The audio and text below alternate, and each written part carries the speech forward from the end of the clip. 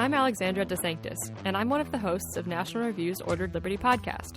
My co-host David French and I discuss all the latest in political news, and especially the intersections between politics, culture, and faith. We approach these topics with a focus on the Constitution and the importance of our founding values. And every once in a while, you can even catch us talking about our clashing views on sports and pop culture. You can listen to Ordered Liberty at nationalreview.com or subscribe on iTunes, Google Play, Stitcher, TuneIn, or wherever else you get your podcasts.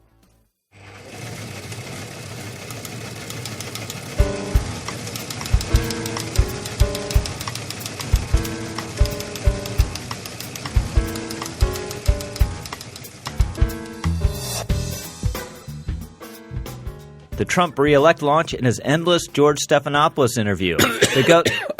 Wait a minute. Sarah, did you hear that? Did you hear? He coughed. He coughed right in my introduction. Can we do that from the top, please? Let's do that from the top. No, I don't like coughing. No, if you need to cough, exit the podcast studio. All right, Sarah, we ready? 3, 2, 1. The Trump re-elect launch and his endless George Stephanopoulos interview. The ghost of Herman Talmadge. What good is Section 230 anyway? And what exactly is a concentration camp? We'll discuss all this and more on this week's edition of The Editors. I'm Rich Lowry, and I'm joined as always, or most of the time, by the Right Honorable Charles C. W. Cook, the notorious MBD, Michael Brendan Doherty, and Alexandra Zan DeSanctis. You're listening to a National Review podcast. If you're listening to this podcast at nationalreview.com, we're delighted to have you, but it'd be easier for you and better for us if you made us part of your feed at Google Play, Stitcher, TuneIns, or iTunes. And if you like what you hear here, please consider giving us a glowing 5-star review on iTunes. If you don't like what you hear here, please forget I said anything. So MBD, we had the big re-elect launch in an arena in Orlando, which was about a 50-minute rehearsal of the greatest hits of 2016. I'm not sure really anything changed except for some of the villains because the investigation was as unspooled in the ensuing 2 or 3 years. And then the last 10 minutes or so, you had a real case for his reelection made from prompter. What did you think about it? It was interesting. I thought the last 10 minutes was some of the strongest stuff, and it was some of his best prompter reading in his career. But the feeling of it being a little stale, at least for me, was there. It also I sort of judged these events in 2015 and 2016 by the kind of, it was a performance. It was a kind of a happening. It had to have this kind of crackle to it. And this felt a little bit too much like a reprise of the greatest hits to generate the kind of participatory excitement that I think was part of his election in the first place. So I'm a little worried that, however, the pattern with Trump rallies in his previous campaign was that he just kept trying new material, almost like a stand-up comic. Right. And gradually found what resonated and what improved and what bits people liked participating in. And I think as it becomes clear which candidates are at the top of the Democratic Party, I expect these to improve a bit. Yeah. So what did you think, Zan? Did you think it was too much of the same old, or is this the same old just work for him? Well, I wasn't sure quite what to make of it until I read this Time magazine interview that just came out this morning with Trump, in which he said, I don't need to court swing voters because my base is strong the way it is. And so he clearly thinks he's just going to roll right through 2020 talking about Hillary Clinton until there's somebody at the top of the Democratic ticket. And whether that's Joe Biden, it seemed like probably they're thinking it will be Biden because that's who Don Jr. attacked in his remarks at the rally. But I think Trump is just kind of figuring his base is going to keep eating up whatever he has to say the same way they always have. He doesn't really have to talk about what he's done or didn't do. He's going to talk about immigration as if he's done a lot more than he actually has. And fingers crossed, people continue to like it. What did you make of it, Charlie? Well, Donald Trump is an anti-candidate as much as he's a candidate. People find this creepy because they think that it makes him in some way hateful. But politics is is geared this way at the moment. You tend to motivate people to vote more by scaring them into what their opponents might do than by telling them what you're going to do. The myth is that what people really want is to be inspired, but they don't. What they really want to do is be scared. And Trump's pretty good at that. I'm not sure he was at his best the other night because he focused too much on a candidate who's not going to run again, and he was reliving the greatest hits. So that will be a temptation for him. It was probably a great surprise to him that he won, and it was probably the greatest night of his life.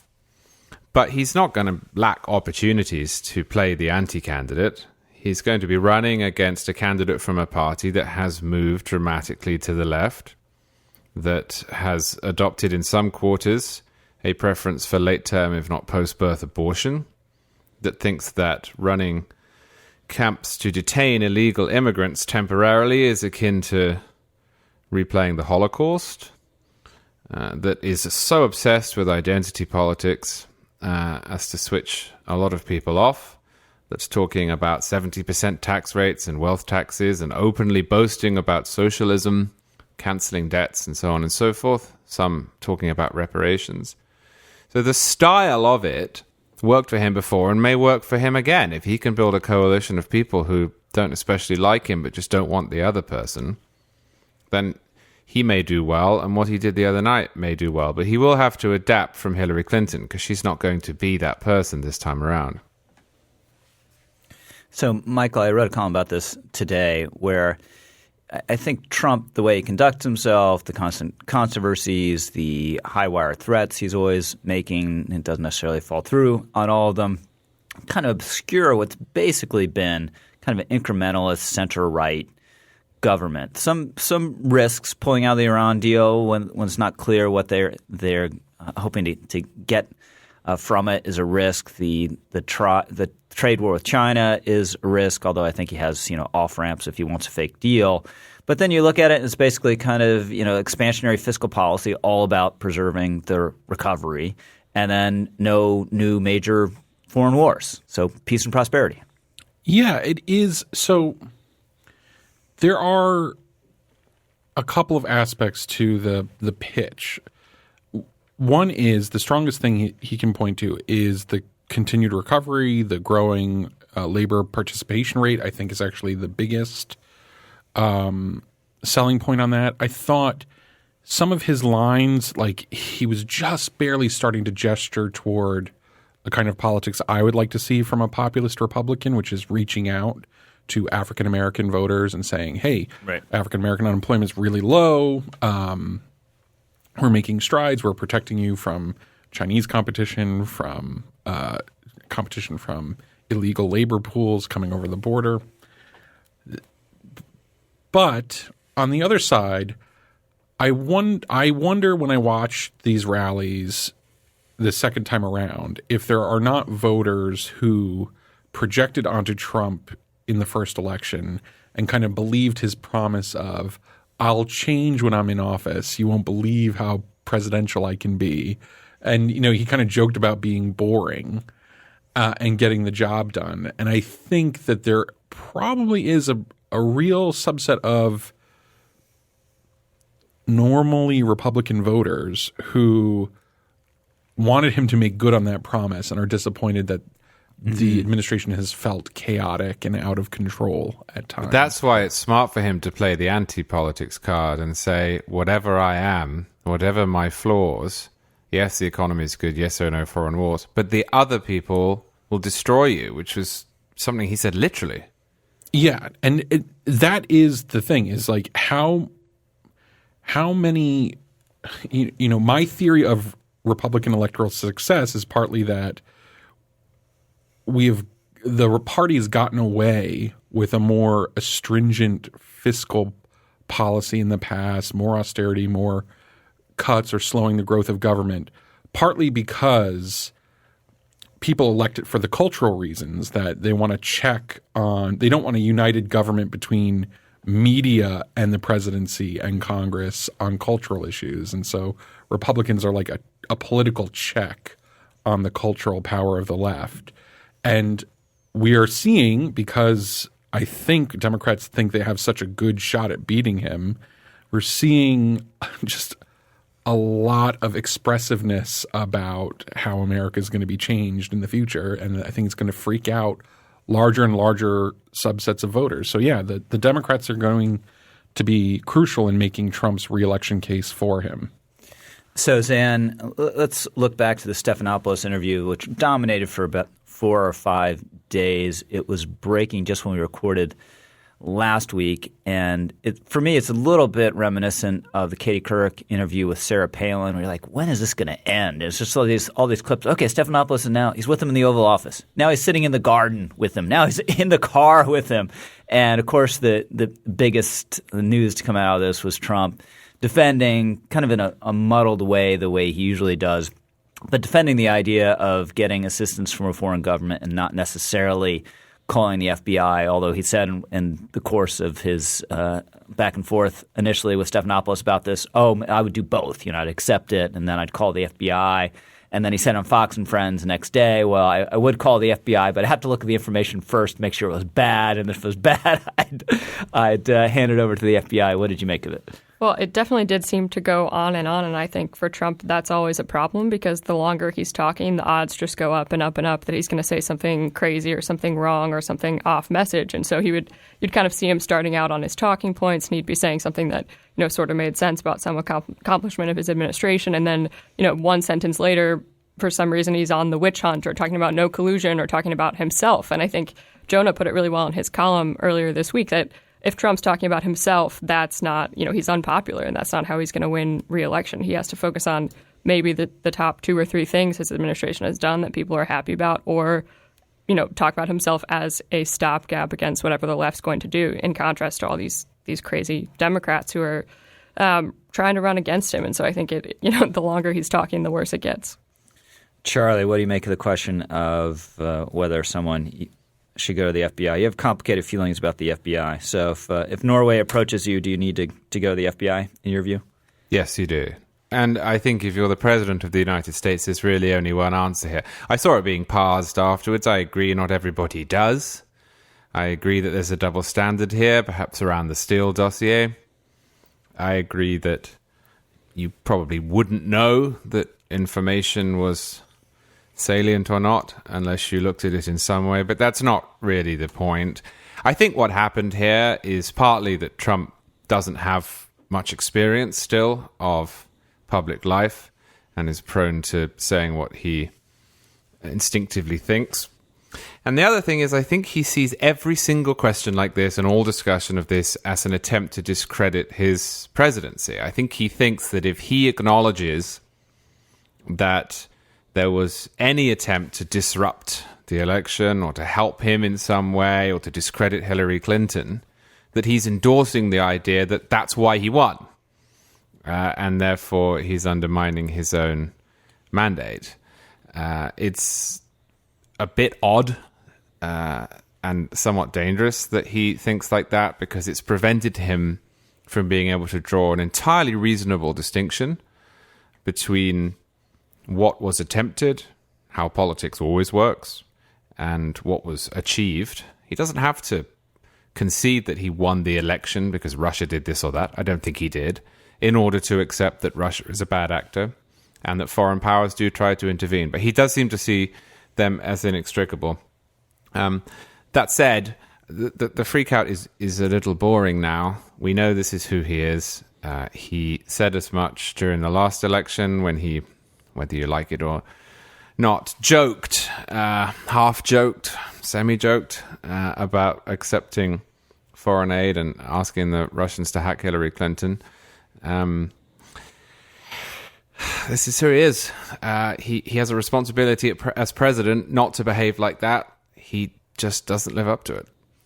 I think the other thing, he obviously considers conceding anything on this undermining the legitimacy of his own election, but he also doesn't want to throw Don Jr. under the bus and doesn't want to admit implicitly or explicitly that he made a mistake in taking that meeting with the Russians. And this whole exchange started with Trump really expressing his sincere outrage and anger that people were talking about Don Jr. being prosecuted and going to jail potentially for having taken a meeting that nothing ultimately came of. So exit question on this, MBD. At this juncture, what percentage odds would you give Donald Trump of getting reelected in 2020?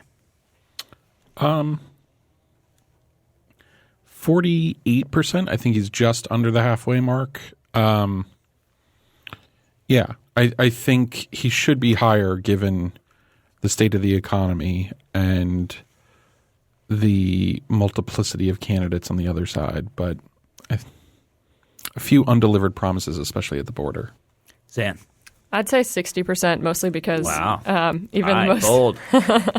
the most, I would say, popular Democrat is not too impressive. And so, I think he'll be helped out a lot by whoever he runs against. Charlie. I think it's about 45. And I think whether that changes is ceteris paribus as regards the economy and his foreign policy up to him.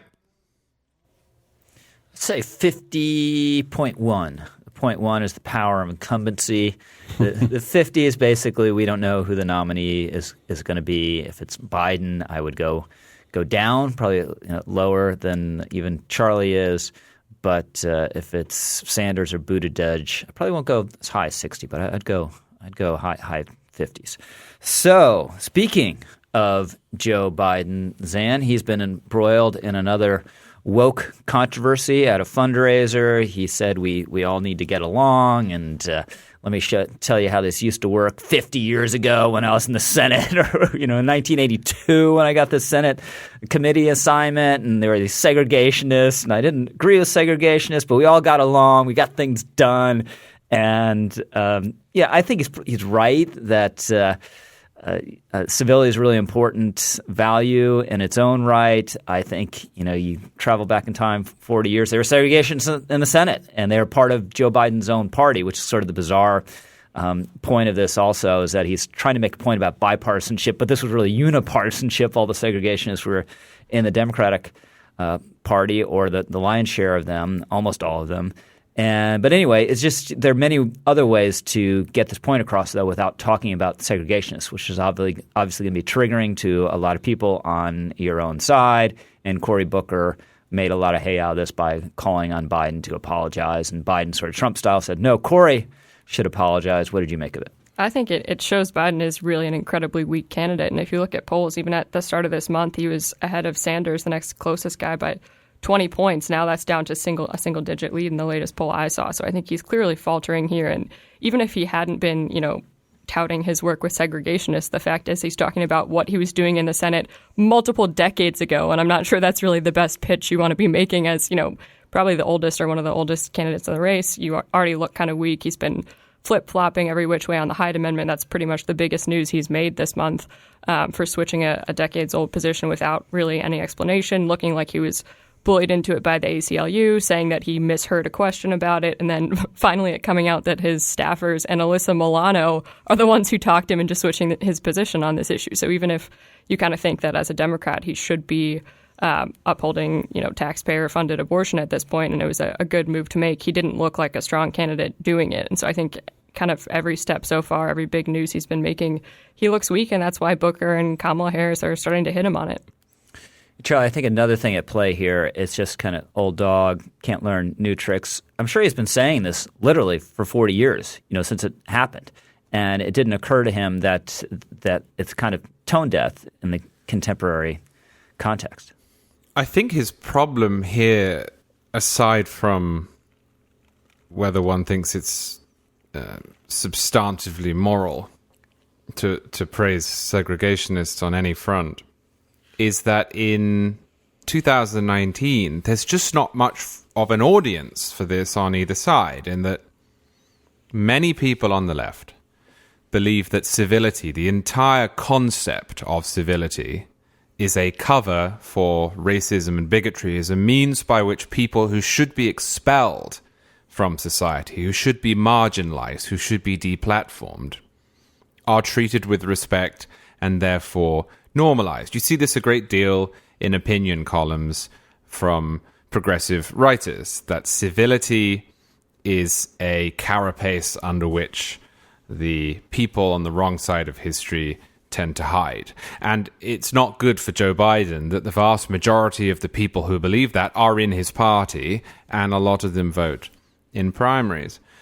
It's also not a view that is going to win him many plaudits on the right, because he doesn't live up to it in a bipartisan fashion. Now, there are many people on the right who argue that indeed we should be civil, and indeed we should accept pretty much everyone, even if we don't like them.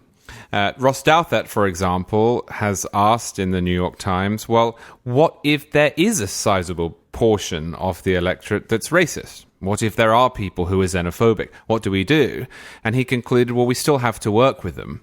We still have to debate with them. We still have to compromise with them, because they vote too, and they have a right to vote too, and we live in a country that has to take stock of all opinions. And that's fine.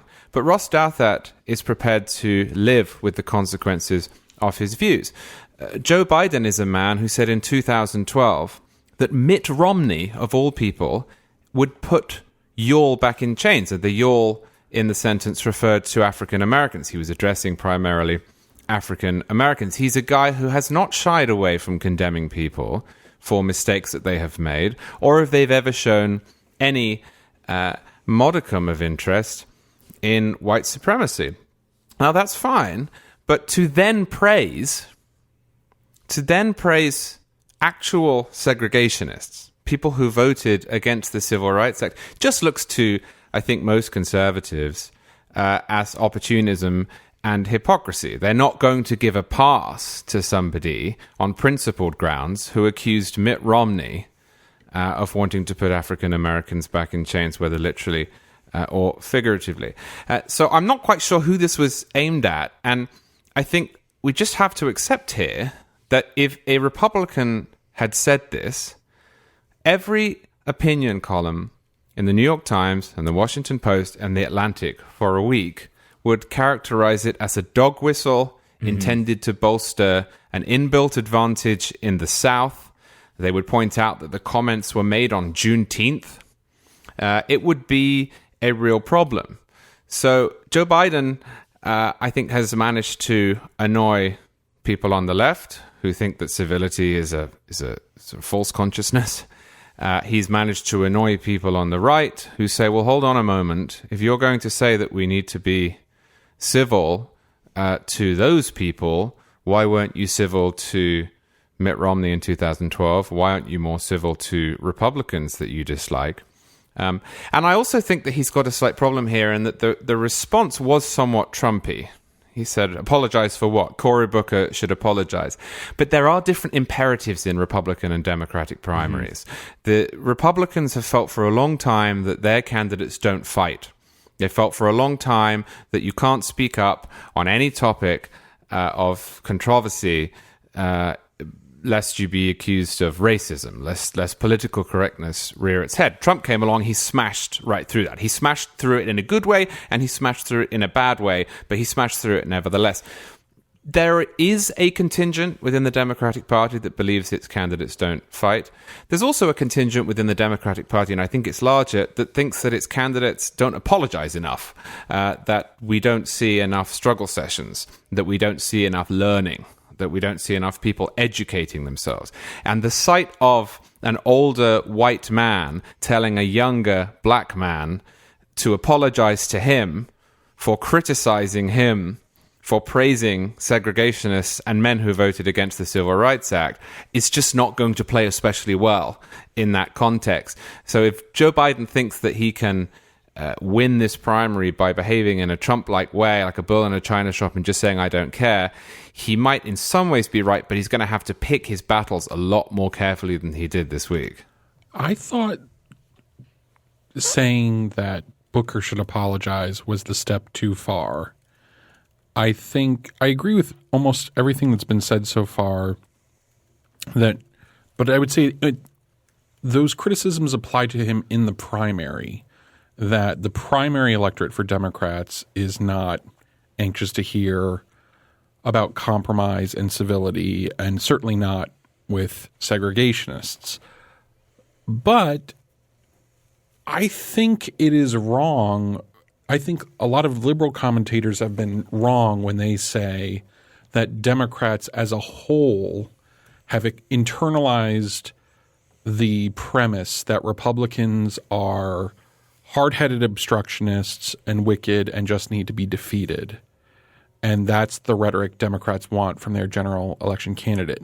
Maybe the primary electorate feels that way, but I think there is the premise of Joe Biden's campaign, which is that the Trump moment is an aberration in American history, plays into something that I think is very powerful and dormant in American political life, which is a sense that politics seems more anxiety-inducing and fraught now than it did in the past, and that one of the geniuses of America's democratic system is compromise, and that we haven't seen big compromises in a long time in politics, and there's a nostalgic longing for it. Mm-hmm. I think this is a powerful sentiment among the least engaged partisans and voters, and I think Biden is right to keep that card in his hand. I think he's playing it at the wrong time. But his instinct, I think, is sound. I think it also shows a willingness on his part to not campaign exclusively to Twitter, which is a problem with other Democratic campaigns. Yeah, I don't think he was praising segregationists, by the way, Charlie. I think he was saying you work with people you disagree with. But I think the calling on Corey to apologize went too far. And also, I think Corey kind of nails him on maybe there's some other interpretation, but it just seems like the most readily available interpretation is that he's kind of joking about these guys calling African Americans boy.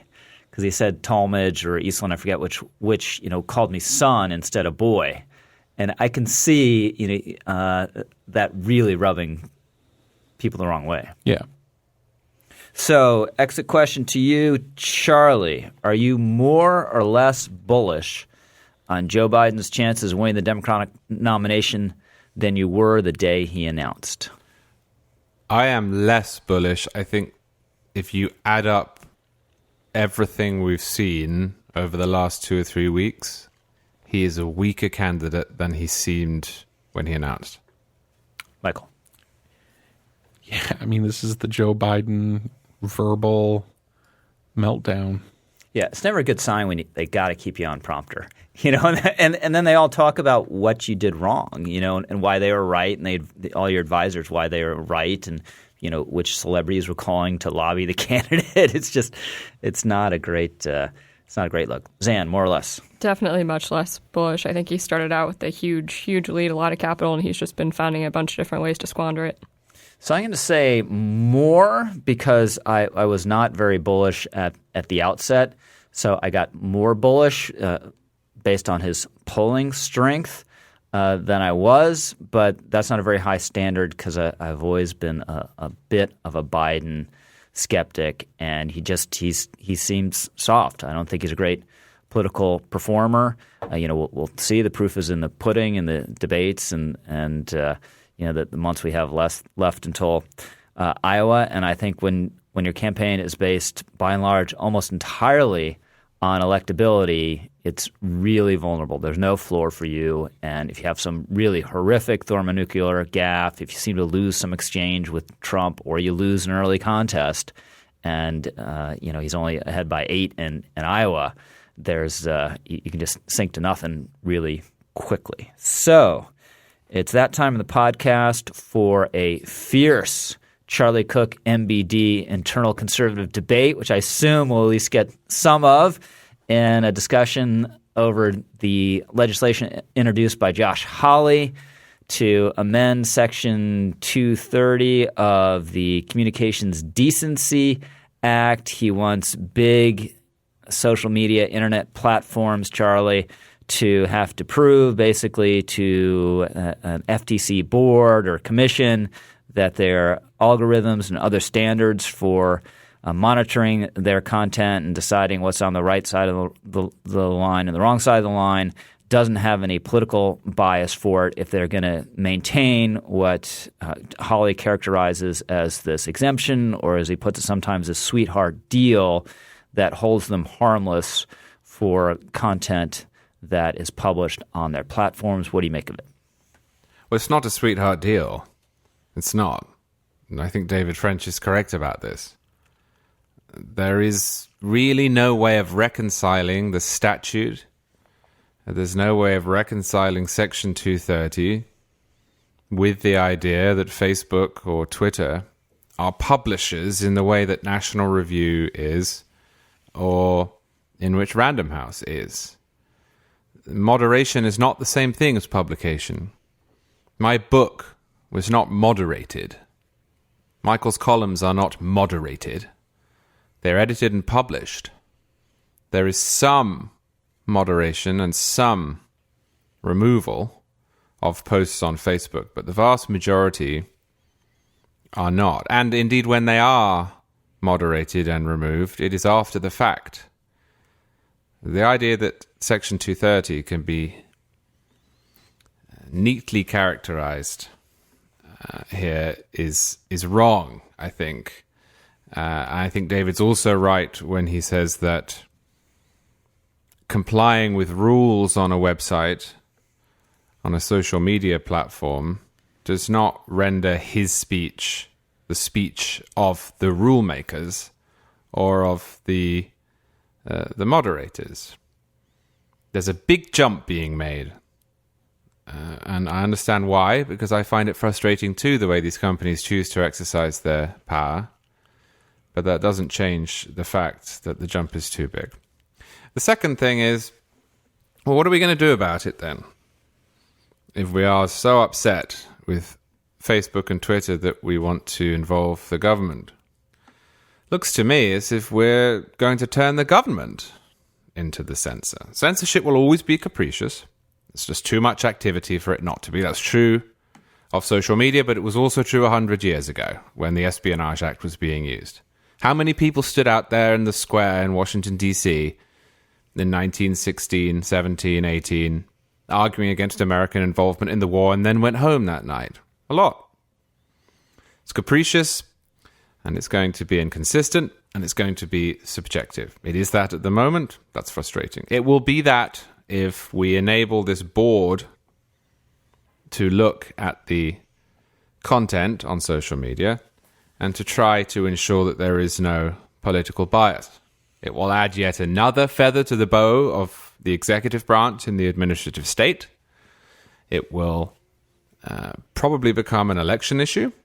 We'll see differences between Republican administrations and Democratic administrations. I do not think that the solution to misbehaving or uncivil big business is to empower misbehaving or uncivil government. And that is what this law would do. I think it's ill-conceived. I think it's premised upon a big jump in logic. And I hope it is defeated as a result. So Hawley's bill, the problem with it, I take some of the criticism Charlie has that Hawley in some ways has mischaracterized Section 230. But in one way, the bill doesn't go far enough. The government's appropriate response to an enormous unaccountable spy agency that's launching a currency that it wants to compete with the US dollar is to nuke it from space. And the fallout should land wherever it does across California. I don't care anymore. My cards on the table, I think Facebook is extremely harmful and dangerous. I think it's dangerous in the way it collects information. I think it's dangerous in the way it concentrates that information in a way that makes it the data pile almost like nuclear waste that has to be regulated. As far as the rules under which it publishes, I would argue that Hawley's solution here is not exactly right, but his instinct that there is a conservative instinct that would be suspicious of Facebook's power over the public square, over which it's taken so much of the space, which is that 230 effectively gives a business model on the internet the ability to publish and compete on different rules than other media with which it's competing. It's a kind of perfect regulatory arbitrage by Facebook to have speech for which it is not responsible, but from which it is licensed to profit forever. And of course, it's great too that they're not legally responsible, so they can effectively republish on their news feeds through their algorithms making these decisions all the gossip, tattle, slander, or whatever that would be illegal to publish in National Review. Well, do they publish it or do they host it passively? Well, that is the other good question, right? Is that But if I go out into the town square and I libel somebody, that's not the town's fault. If there were to be any lawsuit that arose from that, it would be against me. But there is a decision being made to not only see what is interesting here is there are a bunch of debates like, is it republishing, right? So if I take the libels and slanders that someone says in the town square, I photograph and videotape it and then mash it up into my own video collage, and then publish that. Am I just a host of what has happened? I mean, but you're the one in that circumstance, Michael, who would be liable, not the social media platform on which you would presumably post it. What I'm saying is that the town square analogy is important because if you go out into the town square where you live and start rambling, maybe even start libeling, slandering somebody, and then I call up the town and say there's a guy in your square who's saying the most outrageous things. He knows they're not true. They're determined only to hurt and to damage. The town might credibly say to me, well, we don't know anything about this guy. We didn't know that he was there. We don't have policemen standing all the time. We don't have lawyers standing in the square, which is, of course, what Facebook would correctly say, because there is not anybody sitting there reading every Facebook post. That can't happen. I agree. They can still go after you if you film it and give it to a lawyer. I agree. However, there is this, I mean, my objection, I think David may be totally right on the law, but my objection is kind of almost a primordial conservative objection to power without responsibility or accountability. Facebook effectively now has a license to, in the media business, have published and profit off of every bit of gossip, tattle, personal drama in your social circle. But this is which the naturally attracts eyeballs, right? Because it's kind of degrading content that a normal institution wouldn't publish, and yet it profits from this, sells advertising against this. The newspaper industry is destroyed. All the traditional institutions that grew up with democracies are being eaten away by this, and there's nothing we can do about it. And further, so what do you mean by license? Because I look at it and I see it doing some of those things, albeit not actively. I'm not sure what you mean by license, and I think that matters. How do you mean? I mean, this regulation. When you license something, you endorse it. If you give somebody a concealed carry license, you're saying that you, as the state, agree that they fulfill the necessary preconditions to carry a gun. What do you mean by a license? Right that in the absence of 230, they couldn't do this. They'd just be liable for everything. So okay. Is that what you mean by the license? So Michael sees 230 as a government sanction. It is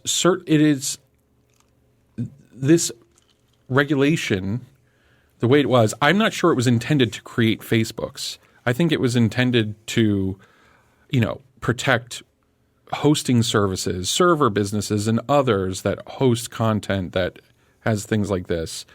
I don't think it anticipated what Facebook would become or what Twitter has become. That's fine. Of course it hasn't. I'm not sure that we have a great solution for this consonant with the First Amendment, besides the nuclear bomb, of course, which doesn't violate anything.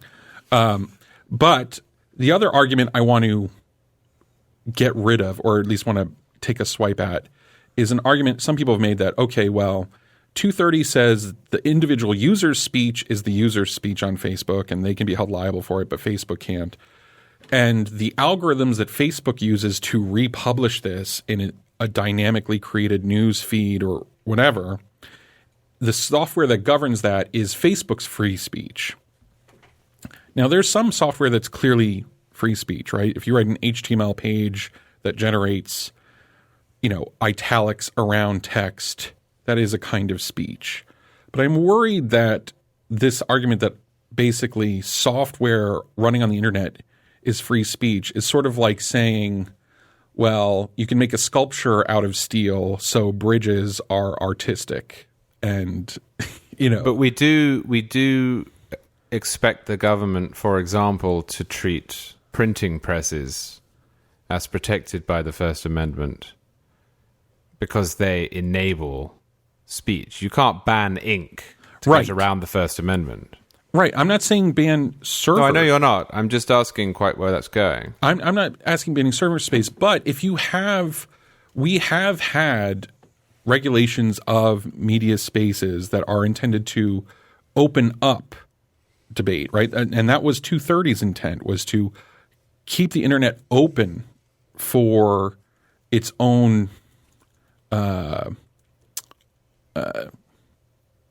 a kind of First Amendment space, right, where institutions that grow up on the internet can set their own rules, and yet and the government's not going to tell them exactly what to do. So let me ask you, Charlie, just as a matter of principle, following on from that point from Michael. So let's say in theory, dispense with any prudential concerns of whether the government would actually do this or whether the government would create its own distortions and biases. But if in theory the government could say to these big social media platforms, in order to enjoy 230 protections, you must adopt this standard for policing speech on your platforms. And it's written by David French. It's the David French standard that he's advocated, that is drawn directly from the First Amendment and First Amendment jurisprudence. Would you be okay with that, or would you consider that just in principle wrong, even though its effect would be to protect and extend free speech on these platforms? Well, I think that still has two problems. One is that it's built on a misunderstanding of what 230 is supposed to do, which is to make sure that the right person is blamed if they write something libelous or say something slanderous. And I mean, I understand the hypothetical, but I'm not sure that one can have a hypothetical around that, because I don't think that there is such a thing as a bill that could achieve those ends, even if it were written by David, even if I got to write it, if I were king for a day. I simply don't think that you can write. But we wrote down the First Amendment. We wrote down 230, right, which I assume you support and think's actually a protection of, well, 230 is different than the First Amendment, in that what 230 does is say you can't prosecute the forum, or you can't sue the forum. You have to sue the speaker. It doesn't protect the speaker. My point is you seem to be saying on principle there's no way for government to write a law that enables or creates a space for speech, but we obviously have. Or we have robust free speech in this country, so I don't think it's in principle impossible to be done for anyone to do it. I mean, I suppose if the law said the First Amendment now applies to Facebook, so Facebook would be unable to remove anything unless it could be reasonably construed as inciting violence imminently, then that could work. Yes. But it's still a category mistake, because Facebook is not the government. Right. I think my worry is that the fundamental separation we're making, where this law allows a company to profit off of other people doing speech that could be criminally liable. And remember, the speech that is unprotected, this is a very extremely narrow category in American law. This is not like everyone who uses – I mean, relatively people who use Facebook get arrested for what they write on it today. And Facebook wouldn't – I mean, I suppose I just don't see the social calamity from making Facebook as responsible for what its algorithm republishes across tens of millions of news feeds for profit to sell ads against, to making them as responsible as a normal publisher. But how on earth could they possibly, Michael, enforce that? I don't know the numbers, but there are billions of tweets. There must be billions of Facebook posts, maybe every day. Well, there must be, because there's more than a billion users. I agree. How on earth could it ever police it? You would end up with a capricious, probably corrupt, subjective mess. People who were connected would get any speech they didn't like removed first. People who wrote things that were on the margins would find themselves not only in trouble, but possibly then sued. I agree that making them responsible for what appears on their site and what they republish across like a bazillion-dollar infrastructure wouldn't in fact be extremely dangerous to their business model. But I'm not sure that their business model should exist. Oh, this is the Hawley. The ultimate motive right here is he doesn't think they I mean, like beneficial to it society. It does exist, but it's just like I said. It is based on this fundamental divorce between who is profiting from the speech and who is generating from the speech. It's like it's a machine. It's like a legal hole for the kind of accountability that normal publishers and people have. But there's and a it's big a hole in then, which they make guys, $1 billion of profit. We better move on here. So, Charlie, exit question to you. The Hawley legislation, even if it doesn't pass, and it won't, will succeed in making these social media companies more mindful of conservative concerns about their biases, yes or no? No. MBD. No, they are responding to what Merkel and the elite media and other political class, their anger from 2016, Brexit and Trump and populism, and they're going to continue to increase the pace of banning, shadow banning, and downgrading content that they think is, if it propagates across their platform, will lead to the wrong electoral results. Zan, who has so patiently waited out this argument. No, I don't think it will. And for what it's worth, I think Charlie and David are right. I have more thoughts. I'll share some other day. Okay. I'd say maybe a speck yes, like the tiniest speck yes. But what sort of clinched this for me is that here's Jack Dorsey. Has this company that is under fire from really prominent conservatives for allegedly being biased, and goes out of his way to sign on to a extremely pro-abortion, and I'm using that phrase advisedly. It wasn't even pro-abortion rights. It was pro-abortion advertisement in the New York Times, which just goes to the political and social milieu. All these guys swim in and can't get away from, even if they wanted to try, and they don't seem to want to try very hard or at all. So let's hit a couple topics before we run out of time here, just exit question style, and I'll go to you first. Zan, how long, and the context of this is AOC's statement about concentration camps at the border, how long will her ignorant and obnoxious statements garner as much attention as they do today? For another year, for another 2 years, for another 3 years, forever?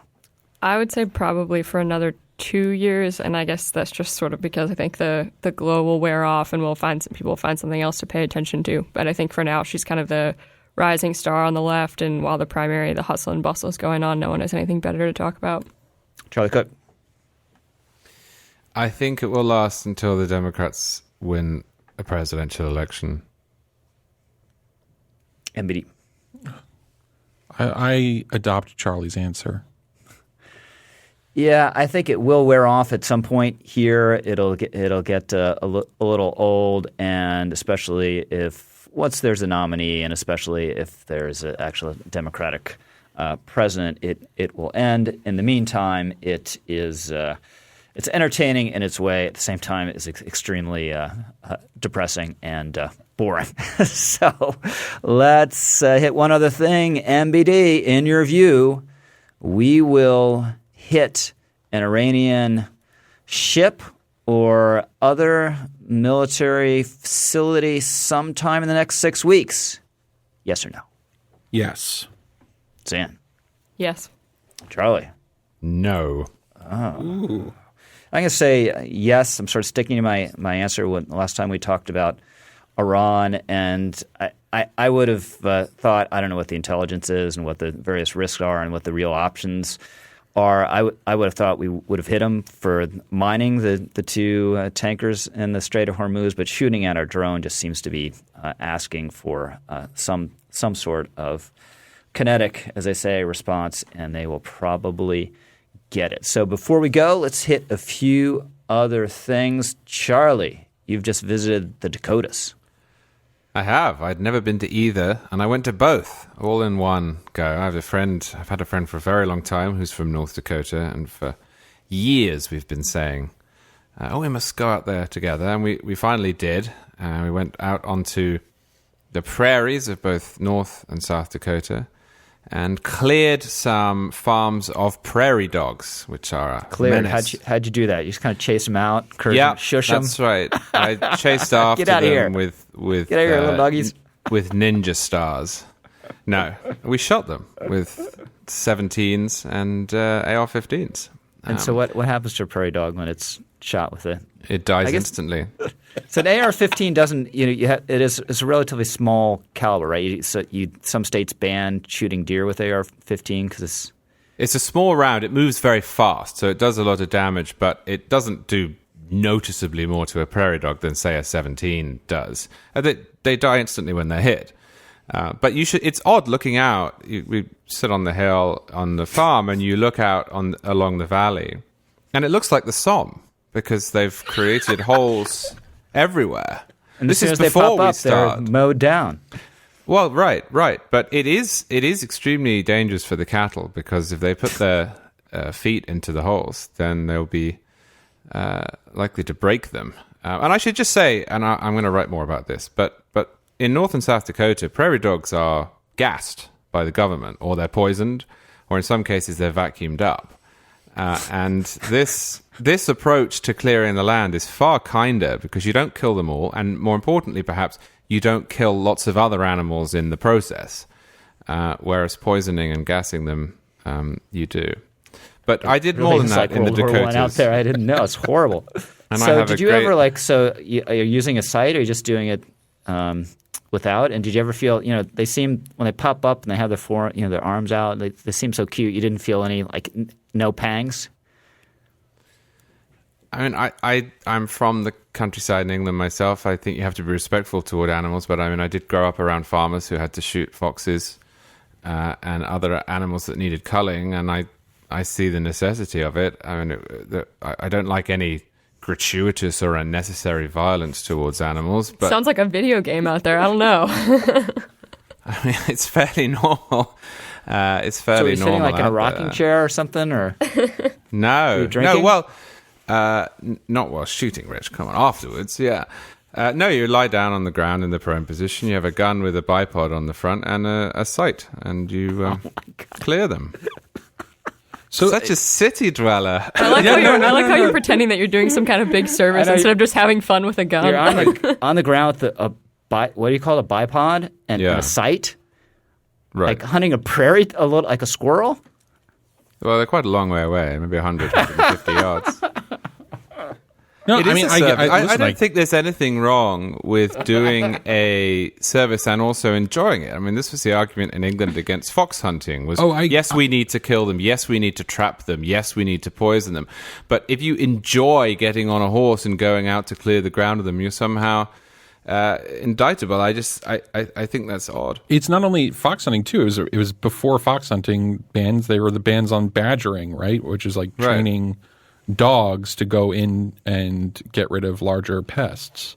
I tell you this: people would enjoy training their dog to kill a badger. If you were to ask any conservation expert in England whether it's better for a fox to be killed on a hunt or to be shot at by a farmer, poisoned or trapped, they will tell you that being killed on a hunt is vastly preferable because it's pretty much instant.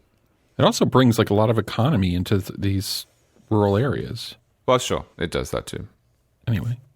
Speaking of city dwelling, you're moving to D.C., Zan? I am, and I've spent this whole week packing, and I should have spent much more than just this week packing. It's been a nightmare. I still have so much to go and so little time to do it, and I'm not sure what's going to happen. May just end up chucking everything I own into the back of a car, but I'm looking forward to being in Washington. All right, good luck. And MBD, you have been watching Trees of England?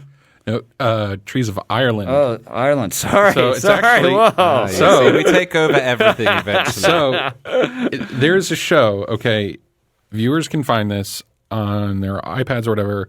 If you search on the App Store for TG4, there's an app. It's for the Irish language television station in Ireland. There are subtitles. There's this incredible show back on the app, reappearing there, called Cran na HÉireann, right? Trees of Ireland. And it should be the most boring thing in the world, but it is so mesmerizing. It's basically each episode focuses on one type of tree that is in Ireland. And through that tree, they explore social history, geologic history, science. It is just like this portal into so many interesting dimensions of the natural world or European or even American history. It is fascinating, and you get to hear the beautiful Irish language that I'm studying from Mangan Mankin, but you can read the subtitles. It is incredible.